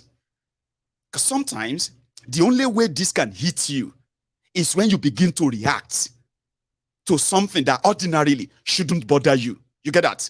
It shouldn't bother you. He said something about Buhari. Laugh. What is wrong with you? Laugh. Why are you so worked up? Why are you so... Now you are typing. Look at you. Look at you. You are typing now. You want to respond to my ego. Because of what? Because of the criminals that turned Nigeria to the poverty capital of the world. The most terrorized people in the entire Africa. Turned your children to almajiris instead of being in schools. Turned your graduates into what? 419ers. Oloshos and what do you call it? So you're angry because I'm talking about them. Nikure. Look at me very well. So if you are new, I understand. My ego is just I don't want you to be Abulori Brukuni sa. Shen shire ni. Shire sa. Oda kweti yawere. Eti yawere ma. You get I can get that petty. You know? Because you shouldn't be offended. By all means, you shouldn't. Ordinarily, you shouldn't. But when you begin to talk about religion, they begin to talk about tribe. You can't make her look like, say, the people I am talking about, they are not those who also have religion, this and that, manipulated them, and then they dip their people in poverty, dip them in terrorism. But no, you want to be politically correct. Oh, nikure. When they say first, they said that they said whatever agbalagba, elderly see when they sit down, there is no young man that can see it, even if you climb Kilimanjaro. Ironio, nalayo, olori bruku na dos olori bruku agbalagba. There be fraud. There is no agbala. Listen, let's assume that we are the omokekeres. We know they see the future. Even if we climb the Kilimanjaro, we can't see the future. Tell me among those Lori Bruku Agbalagbas that are telling you that they saw today and they did nothing about it. They saw that today in 2023, when all of us will be alive, they came before us. They saw the future. Some of them are almost dead now. Yet the same greed, selfishness, self-centeredness, short-sightedness that brought Nigeria to this stage, they are still like so arrogant, so entitled. I am an elderly person. I am talking to you. What an elderly see sitting down. A young person cannot see it when he stand up. When you see those amokumekos, those ombud slaves, sophisticated morons that you have When you see them, you can be entitled in front of them. You see this generation, right? It's going to get worse. So be grateful to some of us.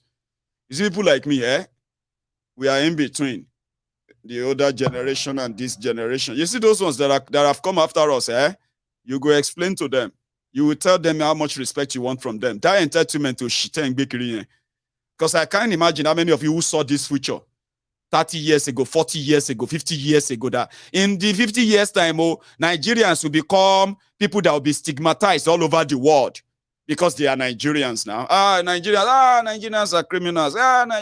Their leaders is a corrupt country. Nigeria is a poor country. Now you are here. You want to teach us. You want to teach us a vision. You want to teach us respect. You want to teach us. You want to play political correctness and drop that in the midst and tell the whole world they don't get respect. All these young people who have no respect. You won't tell me say I don't get respect. I did petty. You are welcome to the party. Anyway, so after the tour of the fossils, the two Agbawiris, your future is in their hands. So my own future is not in their hands. So let's be very clear. How sure you get my future is not in their hands, and it will never be in the hands of anybody in Nigeria. I mean, thank God for that, Abi. Now, your future should be in your own hand, but it's in their hands. They will use that to play Kalu. Whatever is the end of it. Even me, when no climb Kilimanjaro, sitting down here every night, I can tell you that future, free of charge. Don't pay anything, free of charge. So Kalu said he won't disappoint anybody. As usual, all talk, no action. But I'll still let you listen. After the tour, here is what Kalu said. President, select Kalu. So carry the body to face the challenge and keep me in good health to be able to fulfill the dream and the aspiration of millions of our people. And there's a covenant that you have to really pursue. Other than that, why are you in politics? Sorry, like person don't even hear waiting they talk. Anyway, I look forward to more comic relief from Kalu. I sympathize with all of you. Those of you who believe that maybe the judiciary could do anything. I sympathize with you. But I hope you remember what I told you. Manage your expectations. Somebody told me the same thing when I said, oh no, I don't know. But Showore, it's just that Showore. I wish Showore is man. I'm talking about when Showore was when Obedient were kind of complaining of Showore attacking Obi and they attacking, and all of you attacking yourselves. And I was like, oh, to whose advantage is all that? To the advantage of those who are taking advantage of all of us. But anyway, somebody told me, are you not the one who told us to manage our expectation from Nigeria corrupt system? So, Mayegun Yusuf, manage your expectation from Showore. I'm on that thing. Since that the way I see that comment, I'm like, okay. It's okay. You catch me. Fine. You catch me. I will also kind of manage my own expectation too. I always do anyway. But I kind of hold some people some level as well, and it's not changing, but I will manage my expectation. Okay, now people said they are going to protest still. There is a lawyer, I believe he is, who said, listen to this. So they have said that nobody currently, no movement around Eagle Square on Monday, from Sunday evening to Monday evening. If you don't get any invitation to be around Eagle Square, I don't go there. If you use you do practical shooting, they don't even go declare your body. They don't go declare your identity. Now family go say, they don't kill Lekpa, they don't kill Ema, they don't kill this, they don't. You know what I mean? They say, wow, where the evidence? They say their body. They don't carry their body. Go, no go there. Are you with me? You know what I mean? The criminals, the organized criminals that are coming. They have declared no movement around the Eagle Square. I just say, I warn you. I don't know you. I know say you know me, Abi, but I love you. Even if you be APC, Egbe member, no go there. Oh. No go wear APC shirt. Say APC, APC. Oh my fear bonnie, oh my paida no. I know what I'm saying, you know. As it is right now, everybody is a suspect too. Don't go there and say because we are the Ashiwaju, we are the Kinikoki, oh my pioneer. And if they kill you, I go share your story here. From Lagos, night bus to Abuja. You come the Waka enter. You miss road enter Eagle Square. They shout our local from our you know. I mean this. On my okay. Now, but somebody said that would be unconstitutional for them to tell you not to pass the venue of inauguration of where they are going to be swearing for the new president, Abi. How could Nigeria not pass the place where they are swearing for their new president? This is unbelievable. Like, security threat. Nigerians are security threat to the president who is coming to be there on inauguration day. Well, there is always going to be a first time. This is one of them. No go there. I love you. But this person say it's unconstitutional. I am going to advise you not to listen to him. At the same time, for the record, they say you feel go. It's constitutional. But don't go there. It's Professor Udenta Udenta, founding National Secretary Alliance for Democracy and distinguished fellow of Abuja School of Social and Political Thought. Yes, sir. You said you have spoken so much insight, but we want to get your insight. How did you think the press or the media performed during the last general election? How can you describe the media performance? There is a more urgent matter before us today. The question of how the media performed, analysis of that, taking stock of the media environment and media space and the context under which they performed. We wait another day. In 2 or 3 days' time or 4 days' time, there will be swearing in process. The IGP of police is already speaking. The DSS is speaking. The military are speaking. And my sense of it is that they are shutting down democratic conversation. We should not allow that. Why are you going to swear people in if you want to allow those who want to protest peacefully, legitimately and constitutionally? I did say inside in a segment on the dialogue, if you have your security perimeter, within which you don't expect anybody except invited guests and those with clearance, outside the perimeter, thousands, if possible millions of Nigerians are permitted to gather with their placards, waving it and protesting. Now what is going inside there is not to their liking. That is part of democracy. You can shut it down. That is what is important now, not the performance of the media during the last election. The media is a fundamental guardrail for protecting democratic infrastructure, democratic governance. The moment you tear it down, democracy vanishes. Authoritarianism becomes the order of the day. Illiberal practices will take over. The behavior of MBC, the behavior of even the present-elect media team is abhorrent at this time and age. That's why I want to repeat, if that is the only thing you have to take away from here, as people will be sworn in on 29th May, millions of Nigerians gathered across the country have a right to protest wherever they are. So long as you don't have arms, you don't have any weapon, and you're doing it peacefully, as the law provides. And the media should cover this robustly. With intensity, the way you cover the swearing in, that's the way you're going to cover the protest of the people. Or the endorsement of the people. Whoever wants to protest or counter-protest, it is permitted in law. It is important. So when you hear those who manage the security state speak with so much vehemence, as if people are going to topple the democratic system, that's not going to happen. No. The right to protest is part of the right which is provided for in law. And so long as you do it in a peaceful, legitimate, constitutional manner, that right should never be abridged. So the excuse the NSA gave us that there will be foreign visitors coming from other countries that you don't paint. Very important. In fact, the more the foreign visitors, the more the protest. Those visitors in their own country, there are protests. If you're coming from the US, there are protests in Paris. There are protests for the past 3-4 months going on. A lot more protests, even more violent protests than what they have in Nigeria here.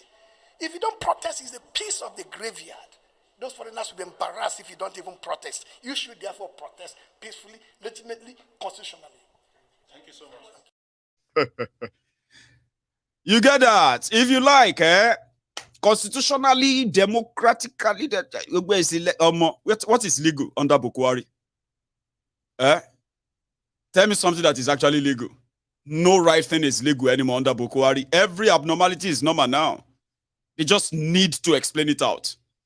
Latu Aruno, I think I remember that it was you. You even used the super chat to say it that day. I think that's why I remember very much.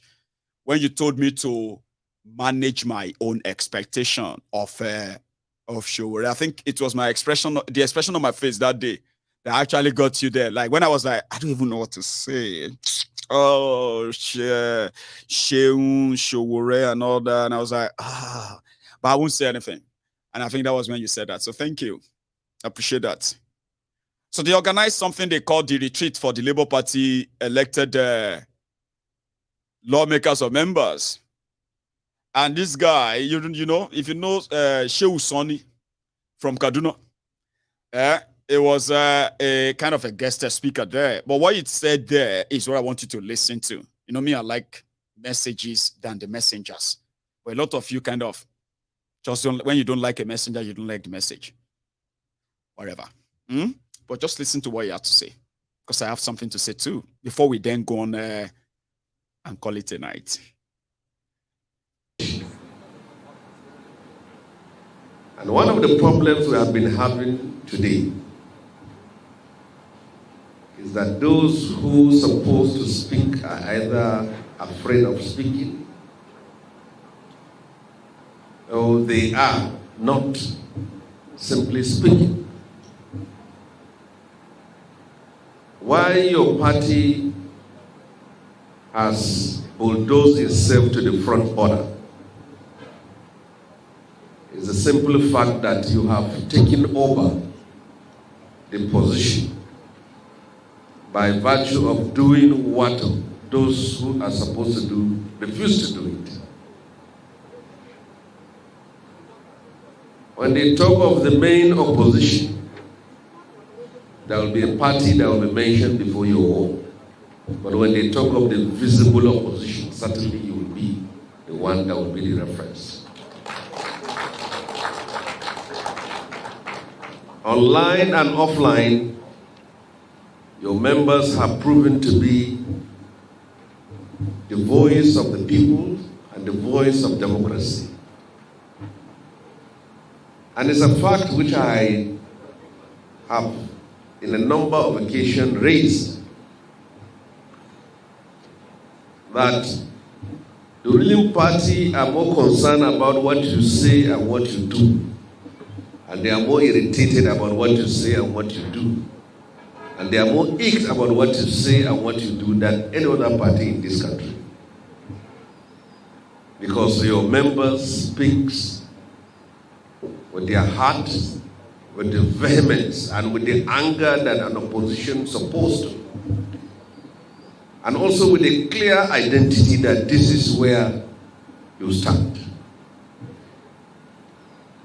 If there was, the Labour Party came because other parties that are supposed to play the role of opposition refused to do that, or failed to do that.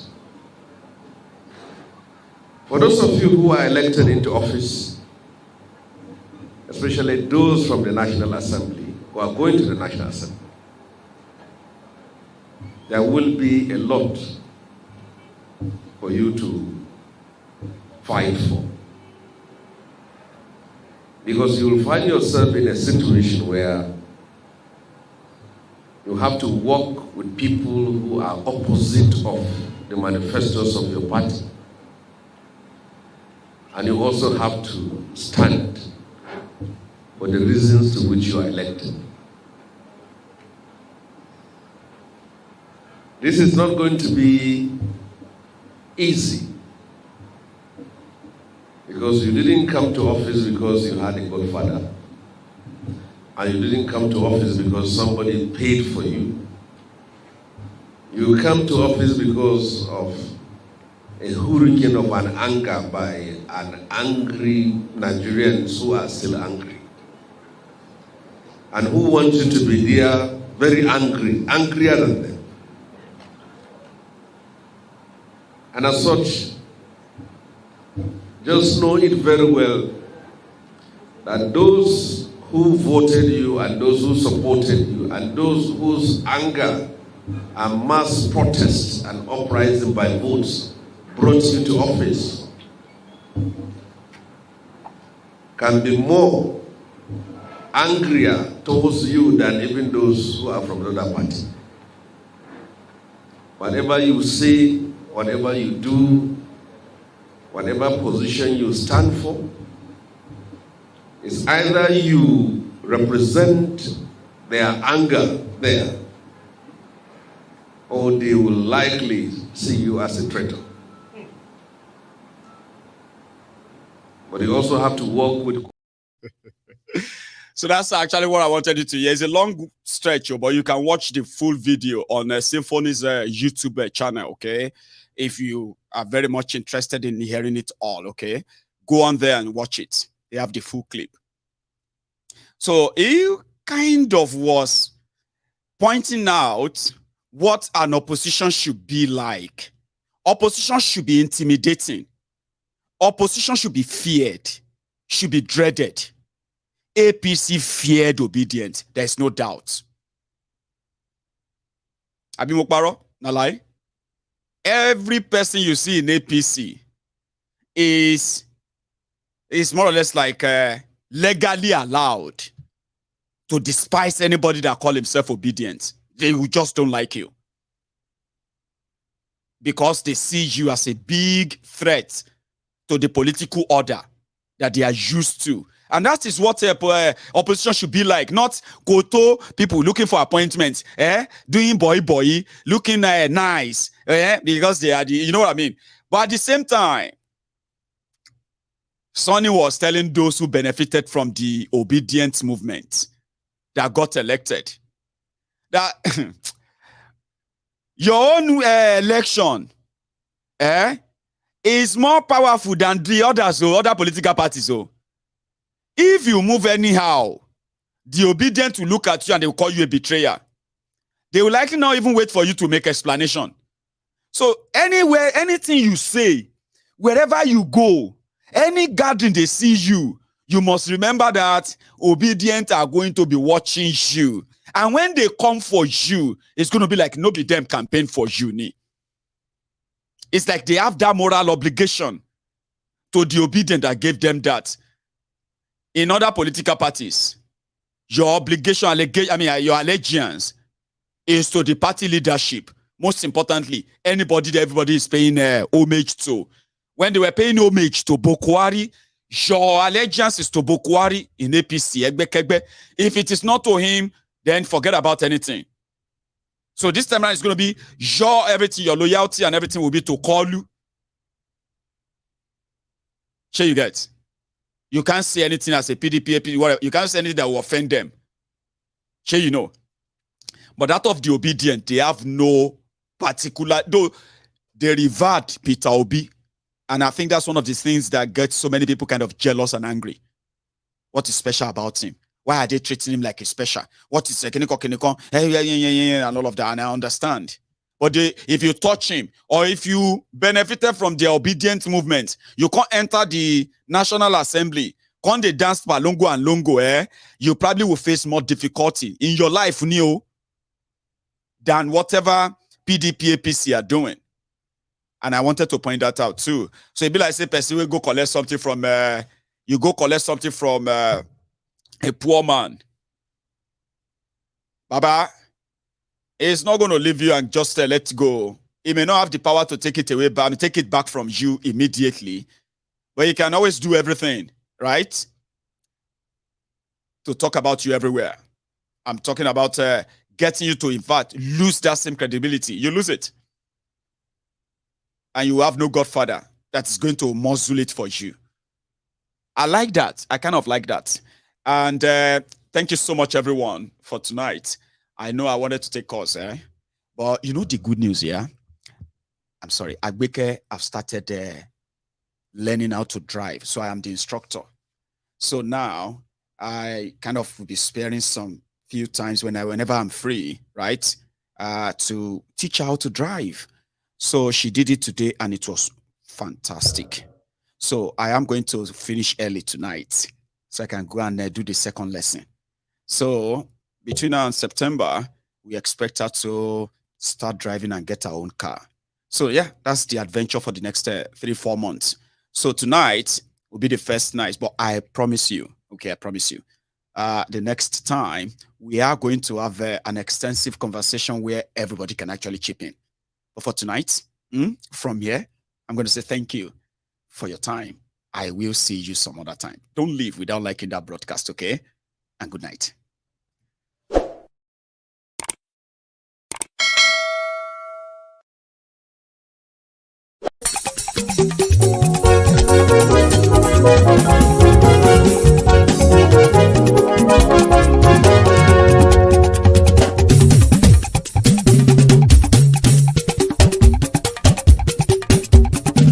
Mayegun làwa mọ̀ làmọ̀ tó dòdòdò. Mayegun Diary Nayibi #1. Mayegun làwa mọ̀ làmọ̀ tó dòdòdò. Mayegun Diary Nayibi #1. Mayegun ti dé o ọ̀rẹ́ ara ìlú. Mayegun Diary Nayibi #1. Lórí Facebook, lórí YouTube. Mayegun Diary Nayibi #1. Gbogbo bó ṣe ń lọ ni Mayegun já wa sí. Mayegun Diary Nayibi #1. Àṣírí ọ̀jẹ̀lú kì í bò níbẹ̀ o. Mayegun Diary Nayibi #1. Bó bá ṣe eré àní Mayegun máa wí. Mayegun Diary Nayibi #1. Ó sì tún ṣe eré wàá gbọ́ níbẹ̀ o. Mayegun Diary Nayibi #1. Mayegun Diary political. Mayegun Diary Nayibi #1. Godfatherism kò sí lọ́rọ̀ Mayegun. Mayegun Diary Nayibi #1. Ẹ farabalẹ̀ sẹ́ o kẹgọ́rọ̀ lẹ́nu o. Mayegun Diary Nayibi #1. Àní Mayegun làwa mọ̀ tó dòdòdò. Mayegun Diary Nayibi #1.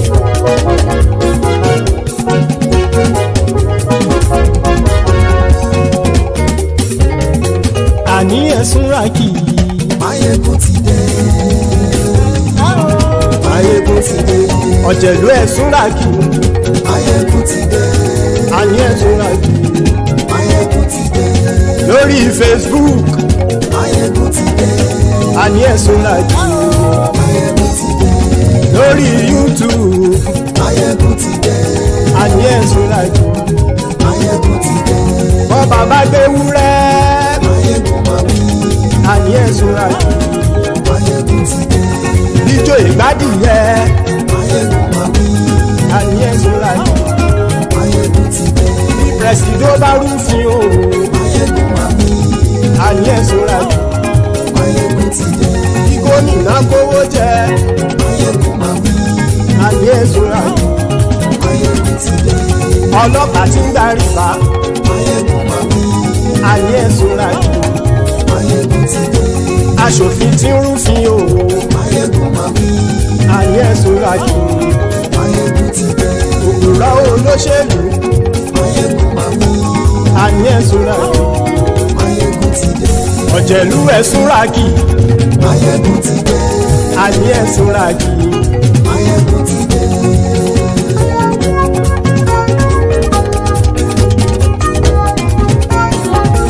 Mayegun ti dé. Gbogbo ọ̀jẹ̀lú ẹ̀sùn ràkì. Mayegun ti dé. Gbogbo ọ̀jẹ̀lú ẹ̀sùn ràkì. Ṣùgbọ́n ní bá ti ṣe èyí tó yẹ kí wọ́n ṣe, ọmọ bá dèrò ní fi wọ́n níran o. Mayegun ti dé. Gbogbo ọ̀jẹ̀lú ẹ̀sùn ràkì. Mayegun ti dé. Gbogbo ọ̀jẹ̀lú ẹ̀sùn ràkì. Ṣùgbọ́n ní bá ti ṣe èyí tó yẹ kí wọ́n ṣe, ọmọ bá dèrò ní fi wọ́n níran. Wọ́n fowó bẹ́ẹ̀ o. Mayegun ó sọ pé wọ́n ò bẹ́ẹ̀. Wọ́n fowó bẹ́ẹ̀. Mayegun ó sọ pé wọ́n ò bẹ́ẹ̀. Oníkan ṣáàtì ṣe èyí tó yẹ kí wọ́n ṣe fáwọn ará ìlú tó gbé wọn débẹ̀ o. Mayegun ti dé. gbogbo ọ̀jẹ̀lú ẹ̀ súnra kì. Máyégún ti dé gbogbo ọ̀jẹ̀lú ẹ̀ súnra kì. Ṣùgbọ́n ní bá ti ṣe yìí tó yẹ kí wọ́n ṣe ọmọ bá dẹ́rọ̀ ò ní fi wọ́n níran. Kì máa yí ṣe eré ọ̀rọ̀ yìí kì í ṣe ẹ̀fẹ̀. Kì máa yí ṣe eré ọ̀rọ̀ yìí kì í ṣe ẹ̀fẹ̀. Ẹni bá ti lè lẹ́bọ̀ lẹ́rù o ọmọ bá dèrò kàṣàyè tú wọn síta. Máyégún ti dé gbogbo ọ̀jẹ̀lú ẹ̀ súnra kì. Máyégún ti dé gbogbo ọ̀jẹ̀lú ẹ̀ súnra kì. Ṣùgbọ́n ní bá ti ṣe yìí tó yẹ kí wọ́n ṣe ọmọ bá dẹ́rọ̀ ò ní fi wọ́n níran. Tẹnitẹni ọmọ Máyégún ọ̀rẹ́ ara ìlú mọ̀mọ́ ni mo fọlọ́run sọ ẹ̀ bá kìlẹ́bù. Lóòótọ́ olódodo ìlú ọ̀tá ìlú mọ̀mọ́ ni ìwọ ṣá máa ń ṣọ́ra kò sì mọ́ bẹ̀rù. Bọ́tà ń lè rí bóníṣègùn lé káwọn mọ̀mọ́ fi ṣera wọn ni ó ti dẹrùn tí wọn ò gbọ́dọ̀ sì mọ́ bẹ̀. Èèpo ọ̀bọ lọmọ bá dérò tàjẹ́ ò gbọ́dọ̀ jẹ́ ó ti jọba lórí àbínú ẹni kò sì mọ́ bùyà. Àìsíwọ́lu ní ẹnìkẹ́ ìgbódì ẹyin lábàrá o ó kó ẹni tó bá dán wò á kàmù. Máyégún ti dé gbogbo ọ̀jẹ̀lú ẹ̀ túnra kì. Máyégún ti dé gbogbo ọ̀jẹ̀lú ẹ̀ túnra kì o. Ẹni bá ti ṣe yìí tó yẹ kí wọ́n ṣe ọmọ bá dèrò òní fi wọ́n níran o. Máyégún ti dé gbogbo ọ̀jẹ̀lú ẹ̀ súnra kì. Máyégún ti dé gbogbo ọ̀jẹ̀lú ẹ̀ súnra kì. Ṣùgbọ́n ní bá ti ṣe yìí tó yẹ kí wọ́n ṣe ọmọ bá dẹ́rọ̀ ò ní fi wọ́n níran.